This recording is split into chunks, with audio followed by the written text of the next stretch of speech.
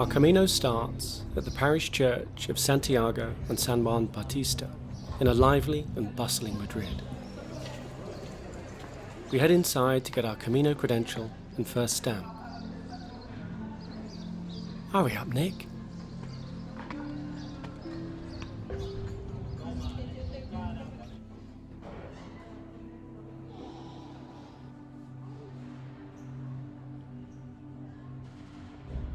The office where pilgrim credentials and stamps are given out is located at the back of the church, so we make our way there.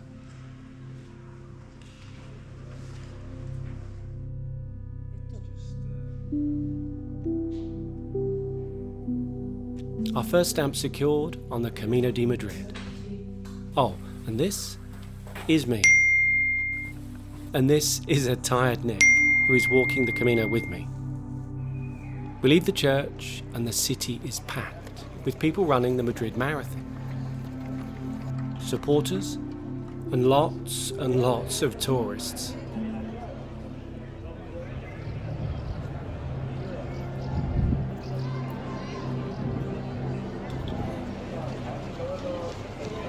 Getting out of the centre of Madrid is slow going, with lots of the roads blocked off for the marathon. But the atmosphere is lively and full of energy.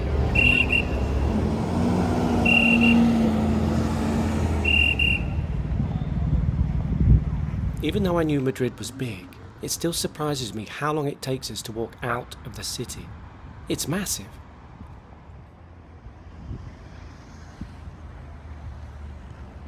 But we finally start to wrestle free from the city's grasp.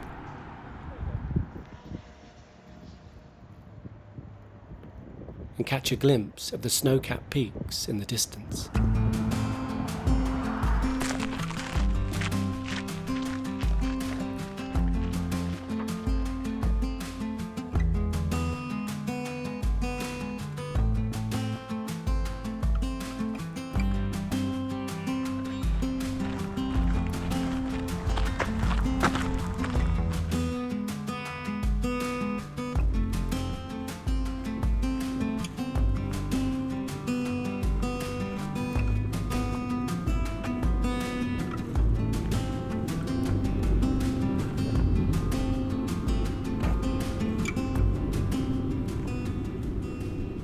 We'd wanted to stay in the albergue in Tres Cantos, but they must have been closed because they never answered our calls or WhatsApp messages.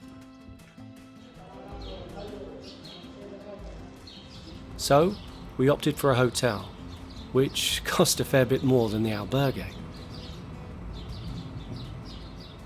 As the city of Tres Cantos wakes up, it's time for us to go. But before we do, we need to get some supplies. Yum. Due to the distances between towns and shops, and at times the remoteness of the Camino de Madrid, we opt to carry extra food and water.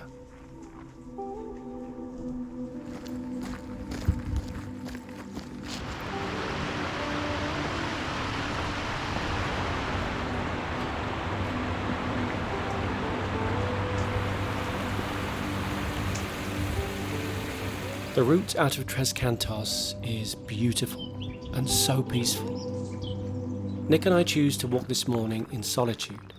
Now it's just me, the crunch of gravel underfoot and the sounds of nature. Bye-bye city life.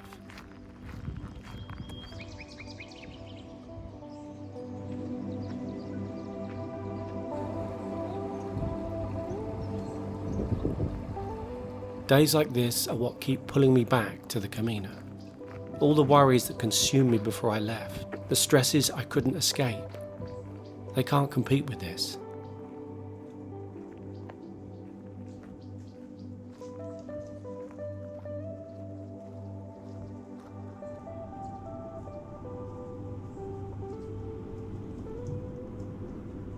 We come to a town and stop to pick up some food for lunch and beyond.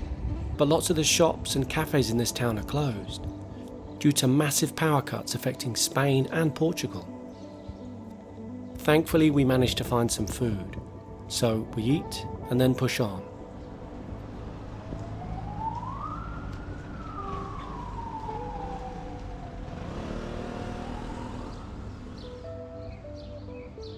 Today's destination. I'm starting to understand why people say that this is one of their favourite caminos.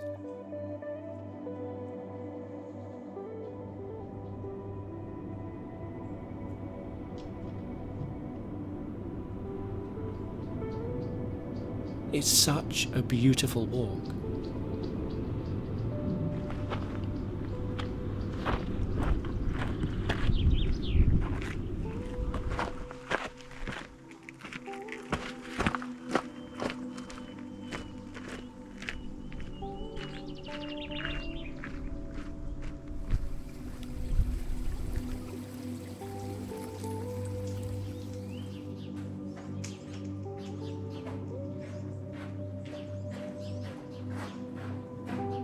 And try as I might to look cool in front of the camera, the Camino has other ideas. Whoops.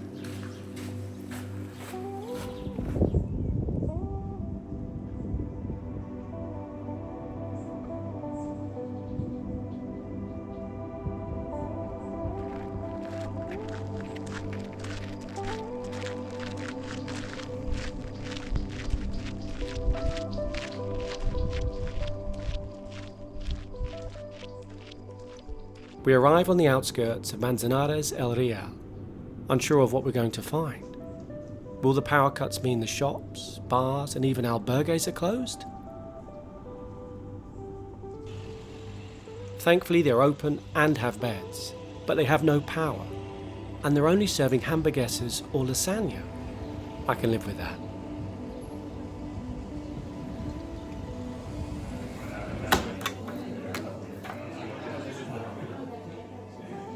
Our home for the night. We drop off our stuff, have a shower by flashlight, and then head out to catch a glimpse of the town's castle.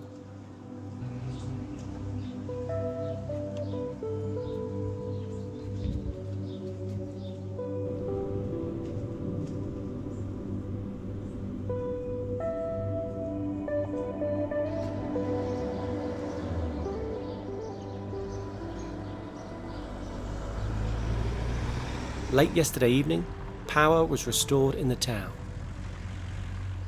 Cafes and shops are all starting to open again. Last night's albergue owner, who has walked the Camino de Madrid, tells us this is his favourite day because you get to walk parallel to the Sierra de Guadarrama mountain range.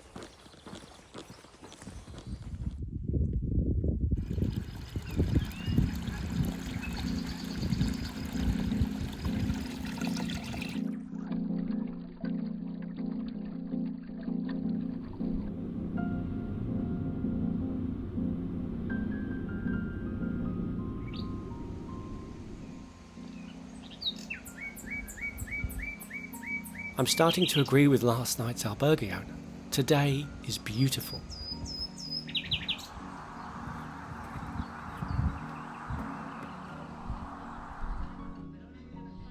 We come into the town square and quickly see an open bar. Yes, time for an ice-cold drink and a spot of lunch.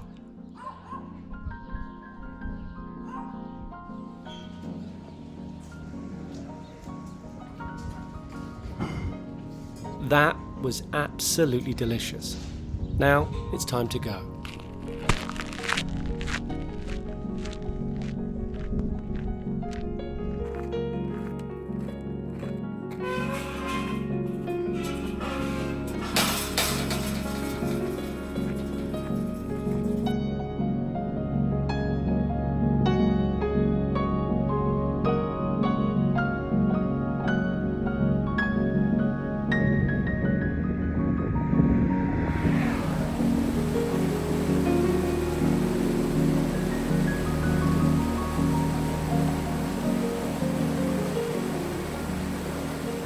we head into town and find the coolest little bar to rest and grab a drink in.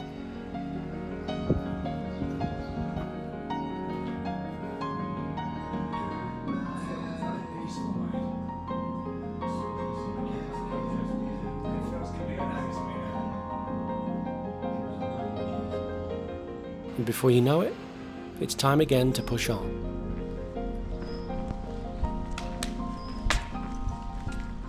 But there's a cheeky steep climb out of town to navigate first.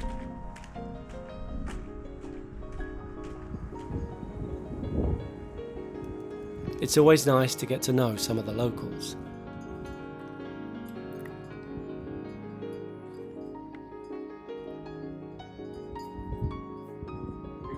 We'd hoped to stay in this albergue above the sports hall, but we find out they have mats on the floor instead of beds, which unfortunately we can't do because of Nick's bad shoulder. So we opt for a hostel instead. Time to shower, hand wash clothes, and relax.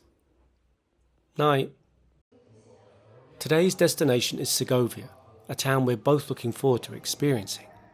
But standing in our way is the highest point of any Camino in Spain, the Sierra de Guadarrama mountain range. Wish us luck.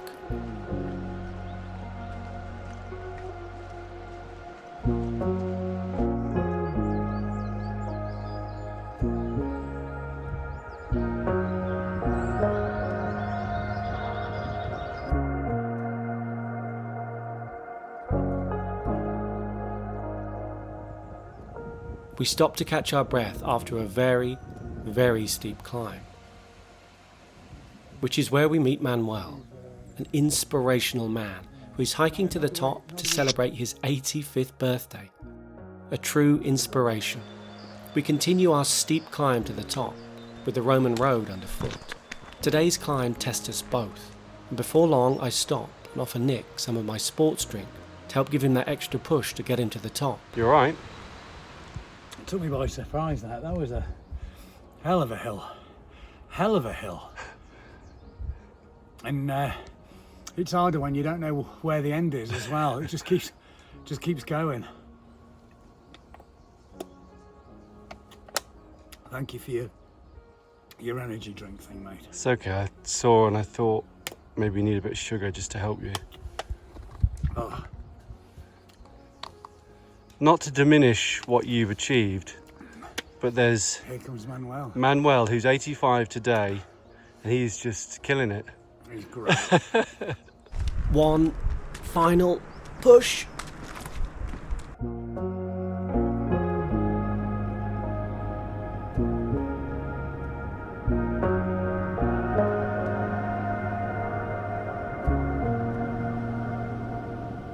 We stop at the top, take a well-earned rest and eat some food we brought with us, which we also share with Manuel for his birthday when he catches up.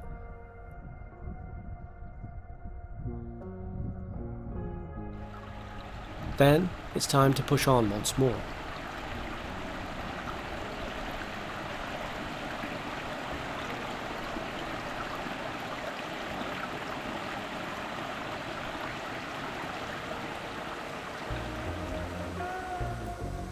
I stop for a moment and marvel at the snow-capped mountains in the distance.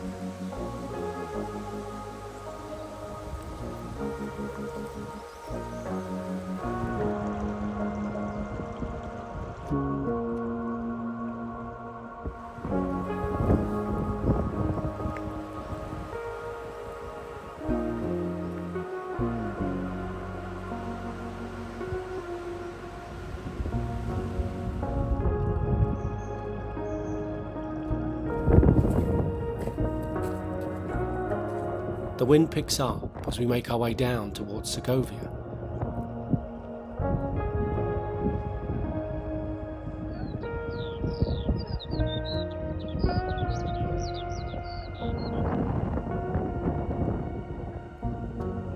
We finally make it to Segovia and follow the signs to the Roman aqueduct. The impressively tall and well-preserved viaduct dominates the centre of town.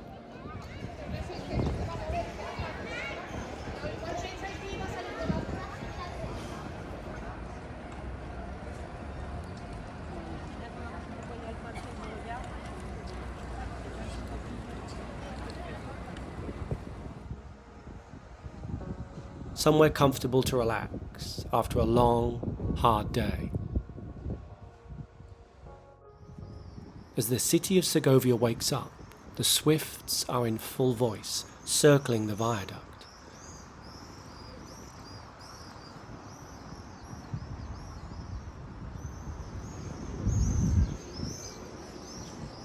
We pop into the tourist office to pick up our stamp for Segovia and follow the arrows out of the city.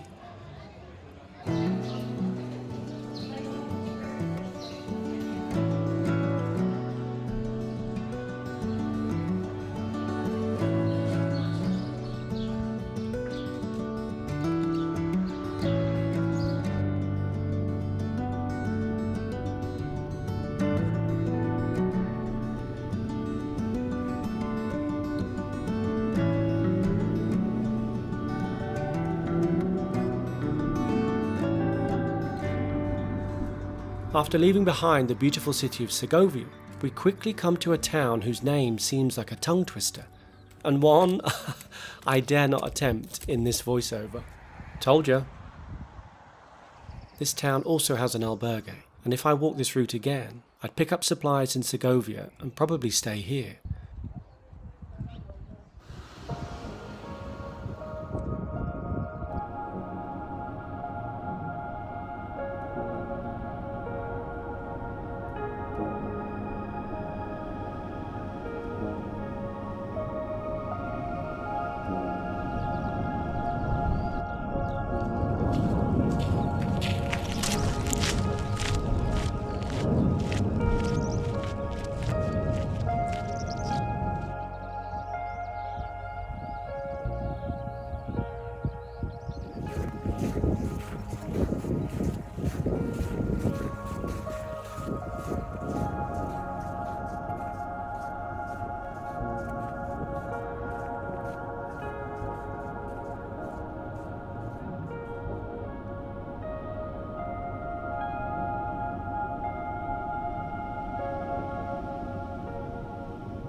We stop in a small, almost deserted town for a bite to eat.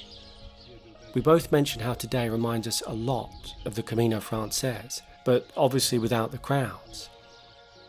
This Camino is slowly working its magic on me, and I have a feeling it will become one of my favourite routes.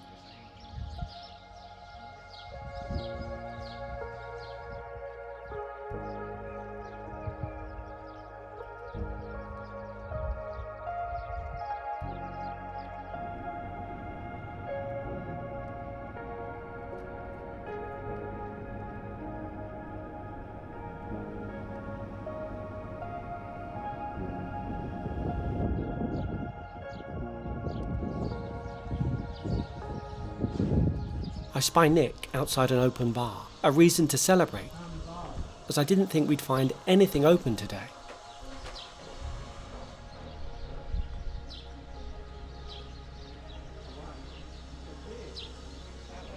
Plus, they have a stamp too. A quick drink and a bite to eat, and then we're off.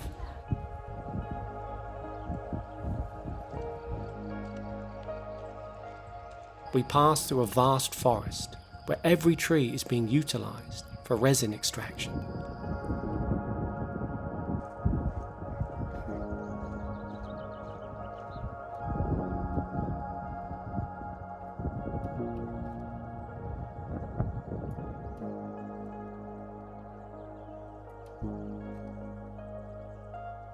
We pass through this small town that has an albergue, but it's long since closed.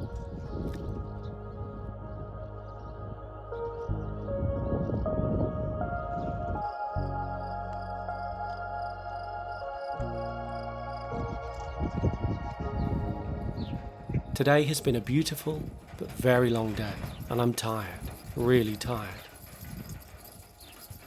We push on through the last remaining villages, and I just want to be there now.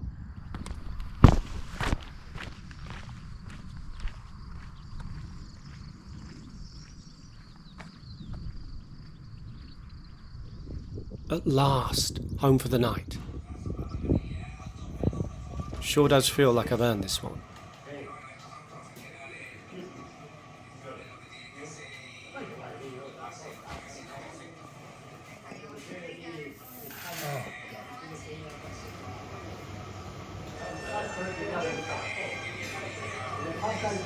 A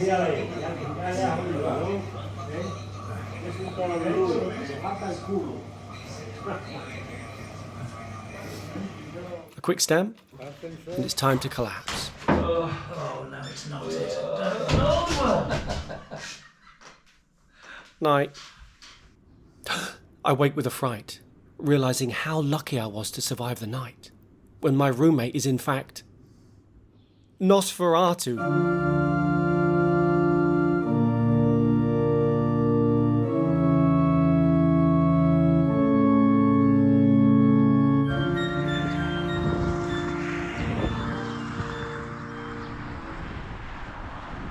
After checking my neck for vampire bites, it's time to move on.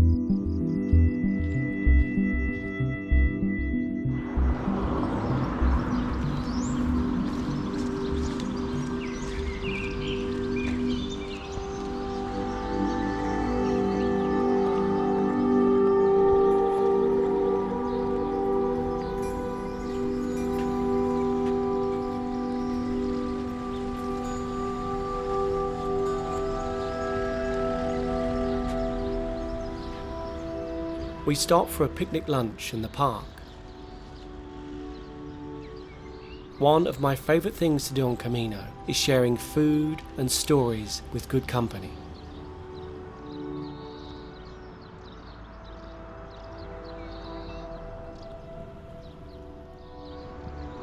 Then it's time to move on.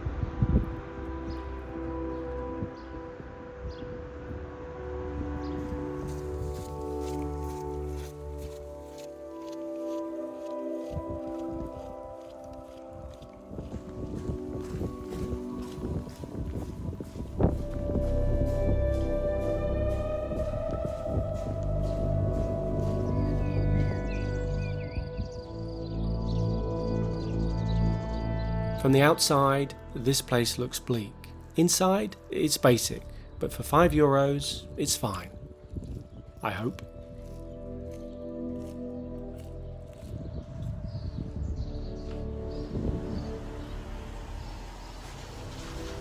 Nick's room, where he later finds out he has no light bulb, and my room, which thankfully does have a light bulb.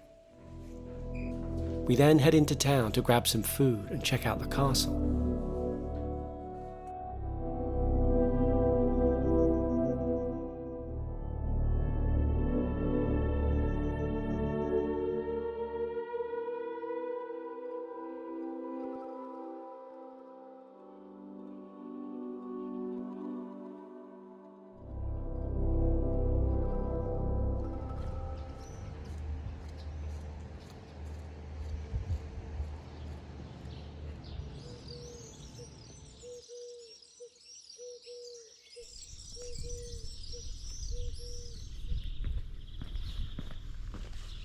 Off I go with my skew-whiff backpack. I'll need to sort that, but for now, I just want to walk.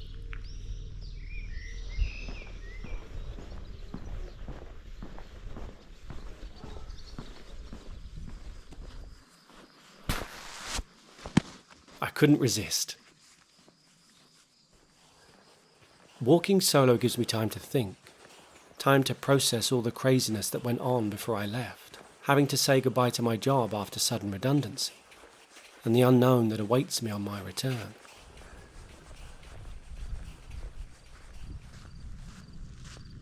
I have no answers, no grand plans, so maybe I'm in the best place right now, on Camino.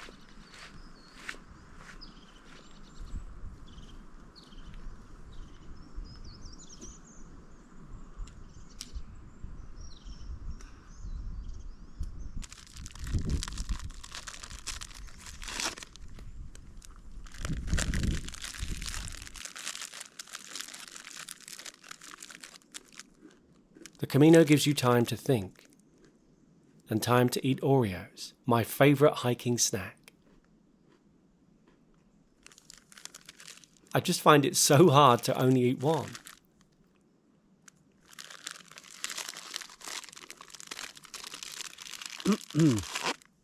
Last one.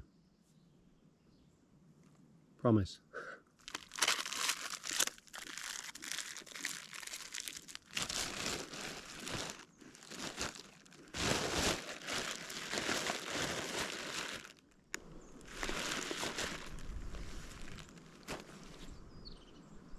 Time to go.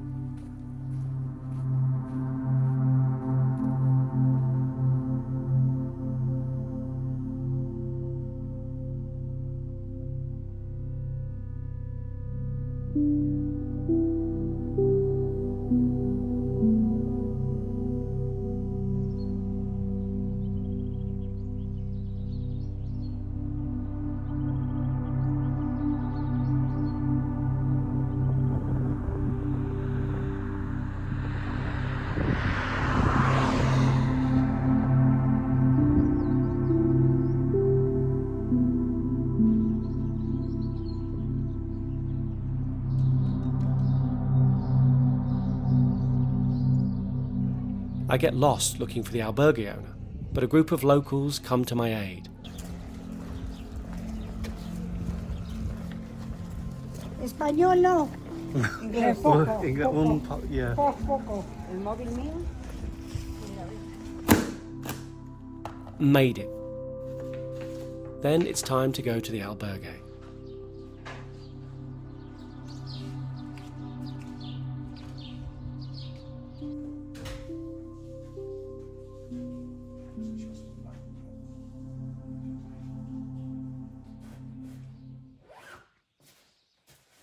Last night, we were told that the river had burst its banks, flooding a small section of today's Camino route. Thankfully, there's an alternative route around the flooded area. Shown here in the albergue kitchen, I don't want to get wet, so it's going to be the alternative route for me today.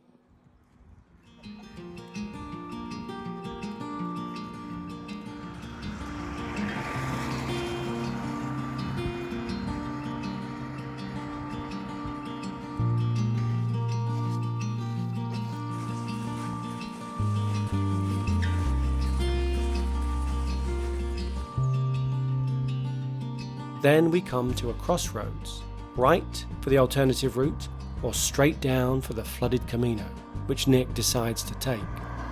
Good luck!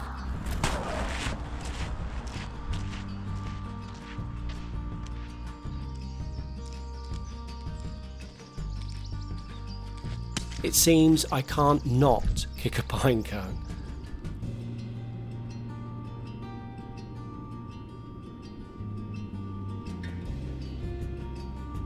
I wonder how Nick's getting on.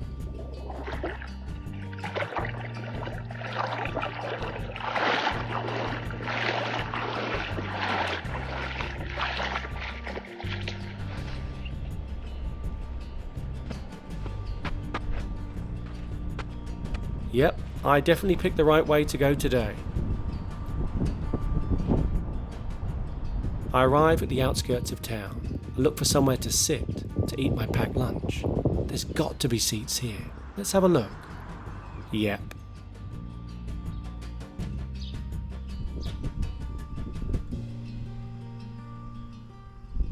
I get word from a wet-footed Nick that he's made it into town. It's looking like it's going to rain, so we get our wet weather gear on and get walking again.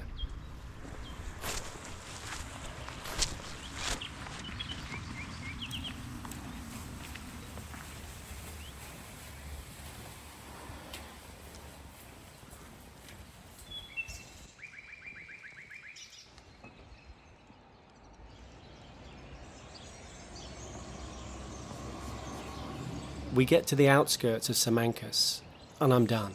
I'm running on fumes, and I want to stop walking. But we have a little way to go to the accommodation, so it's one final push. I'm nearly there. Come on, legs. Don't fail me now.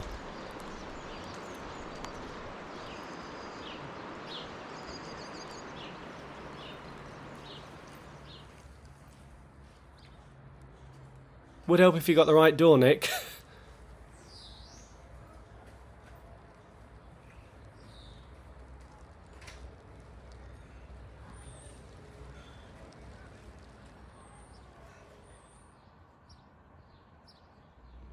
Not the prettiest sight, I'll admit, but carrying extra food, water and filming gear is playing havoc with my ankles, and they're aching a lot today. Anyway, time for bed.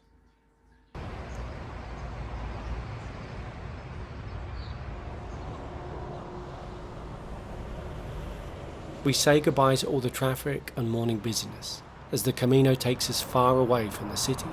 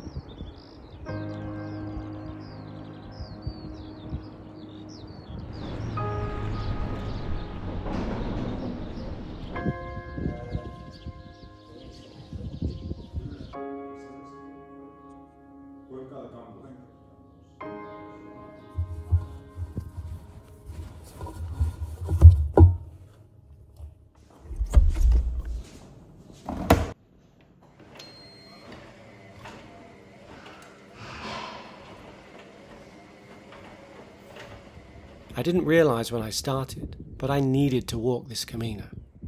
It's given me time to think, time to get back to being me.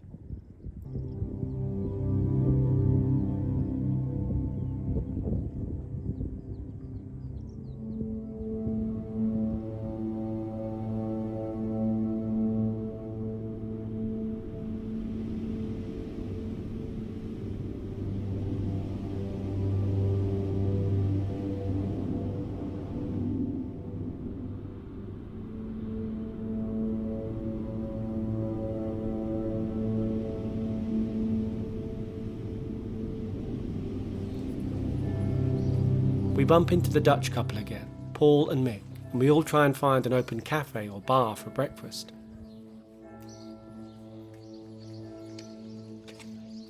We follow the sign and hope it's open for breakfast. But it's closed. So we all leave the town empty-handed.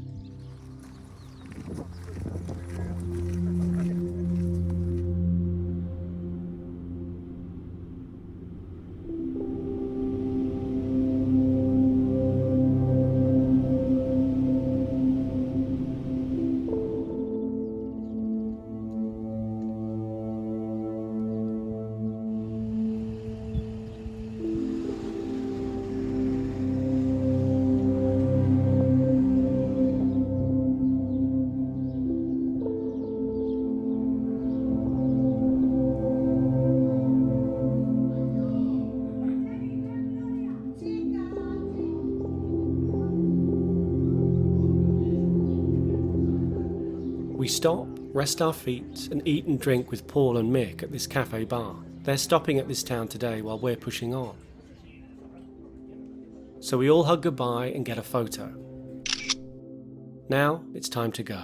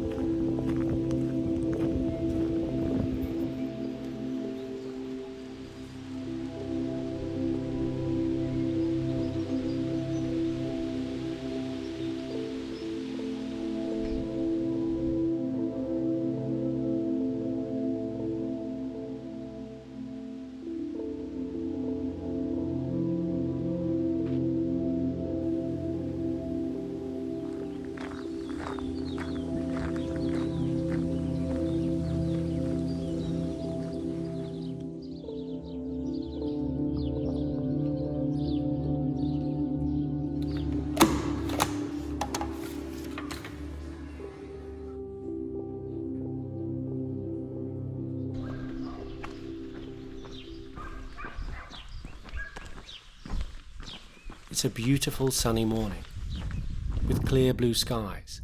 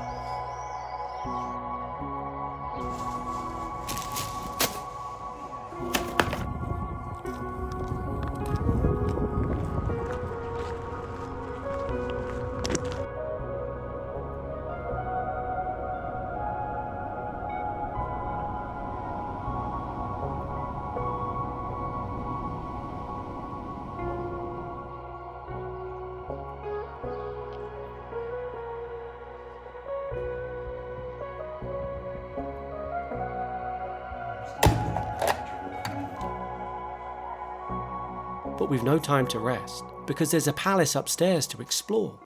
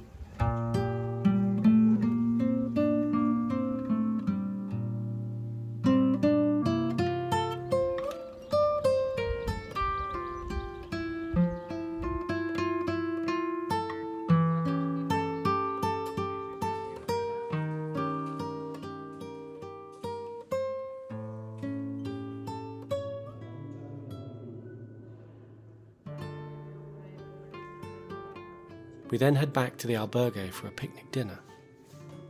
Empanadas. Oh, how I love you. Fresh from the butcher's today.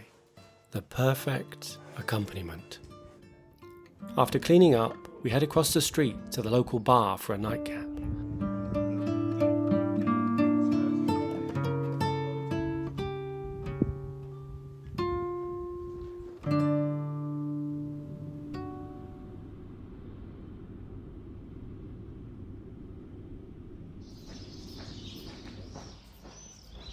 And just like that, our last day of walking begins.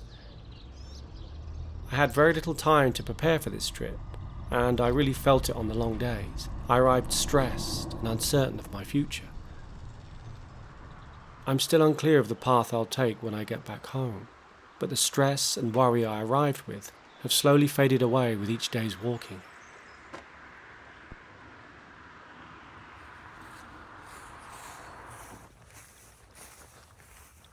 The Camino de Madrid and its quiet, isolated beauty was what I needed.